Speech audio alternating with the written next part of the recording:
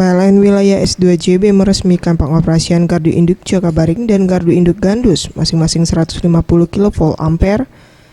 Gardu induk ini memasok kebutuhan listrik di Kota Palembang dan mendukung proyek transportasi LRT. Acara ini dihadiri Wakil Gubernur Sumsel Ishak Meki dan pihak PLN. Menurut Amir Rosidin selaku Direktur Bisnis Regional Sumatera PLN, dalam sambutannya menyampaikan, gardu induk ini memiliki trafo dengan kapasitas 1 kali 6 MV ampere dan terdapat 3 tower V connection, dan nantinya gardu induk ini akan memenuhi kebutuhan pasokan listrik di Jakabaring dan sekitarnya, sekaligus mendukung kebutuhan listrik untuk Asian Games 2018, Jakabaring Sport Center, dan LRT. PLN punya tugas menyelesaikan bagaimana mensukseskan Asian Games tahun 2018. Kemudian yang kedua, tugas PLN adalah menyiapkan untuk listrik LRT.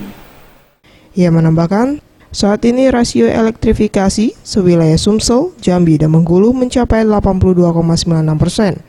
Angka tersebut sudah melebihi target rasio elektrifikasi S2JB sebesar 82,2%. Beban puncak Palembang saat ini mencapai 501 MW. Dengan daya mampu pembangkit sebesar 509,5 MW. PLN Wilayah S2JB hingga November 2016 melayani 2,8 juta pelanggan. Dan Kota Palembang tercatat sebanyak 940.514 pelanggan. Mega Dwi Handayani, Anugrah Sandi Pratama, Sriwijaya TV.